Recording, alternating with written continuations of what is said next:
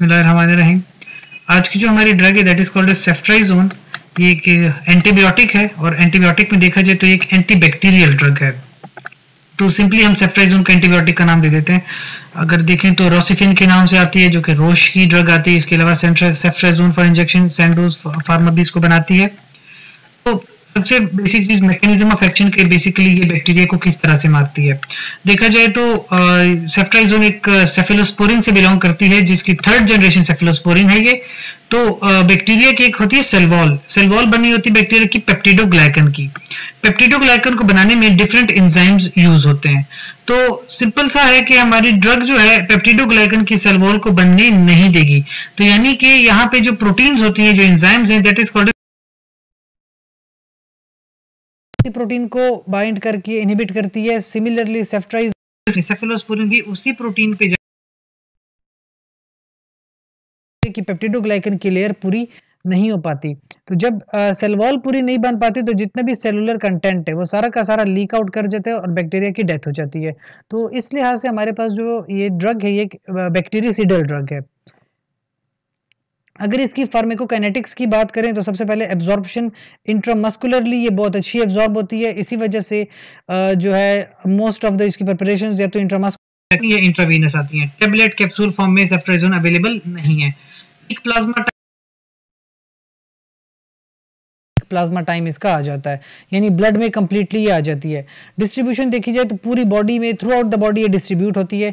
Even के pregnancy के दौरान एमनियोटिक फ्लूइड में भी जा सकती है और आफ्टर प्रेगनेंसी मिल्क में भी ड्रग जाती है, यानी पूरी बॉडी में डिस्ट्रीब्यूट होती है। तो प्रेगनेंसी में विद कॉशियस यूज की जाती है, वैसे टेराटोजेनिक नहीं है। मेटाबॉलिज्म देखा जाए तो लिवर से होगा। हाफ लाइफ इसकी 5 to 9 आवर्स होती है। एक्सक्रीशन इसकी यूरिन से होती है। अच्छा, तो फार्माकोकाइनेटिक्स ये हो गई है। इसके बाद अगर हम देखें डोजेज फॉर्म्स एंड स्ट्रेंथ, जैसा कि हमने कहा कि पाउडर फॉर इंजेक्शन आ सकते हैं, यानी कि इंजेक्टेबल है, इंजेक्टेबल सोल्यूशन की फॉर्म में आती है। 1 ग्राम पर 50 ml में या 2 ग्राम पर 50 ml में आती है।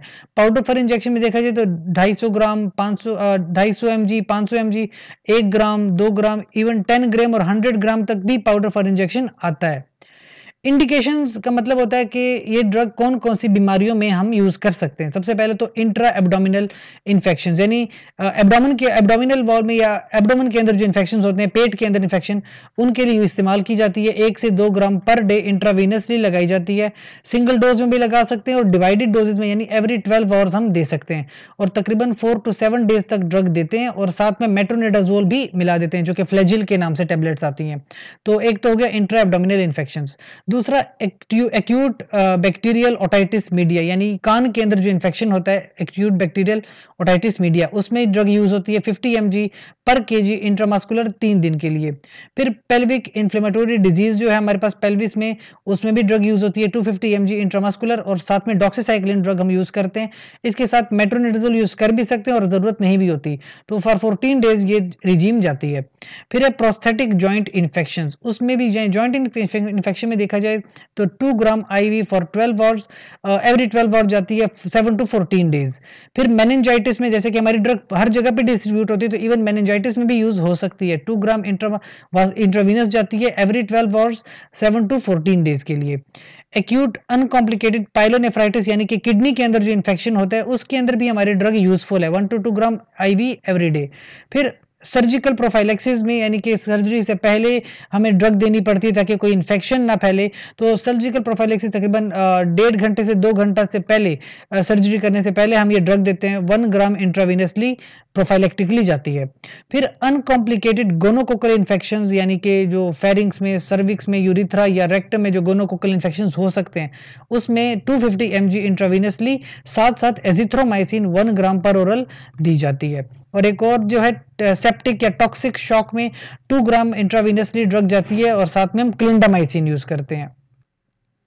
तो ये हो गई इंडिकेशंस, यानी कि वो तमाम बीमारियां के जिनके अंदर सेफ्ट्राइजोन यूज होती है। इसके अलावा कुछ ऑफ द लेबल भी इसके इंडिकेशंस होते हैं। अच्छा, वार्निंग्स में वैसे तो हमारी ड्रग टेराटोजेनिक तो नहीं है, लेकिन एक बड़ा इशू है हाइपर सेंसिटिविटी का, क्योंकि बीटा लैक्टम एंटीबायोटिक्स के साथ अक्सर जो है इशू हाइपर सेंसिटिविटी का आता है। तो इसका भी हाइपर सेंसिटिविटी का इशू है, अगर किसी को है तो ये ड्रग अवॉइड की जाती है।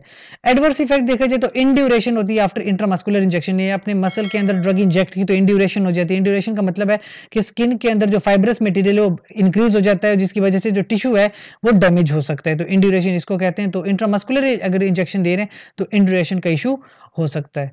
सो ये एक सिंपल सा ब्रीफ इंट्रोडक्शन था about the ceftriaxone. So that was all about the lecture.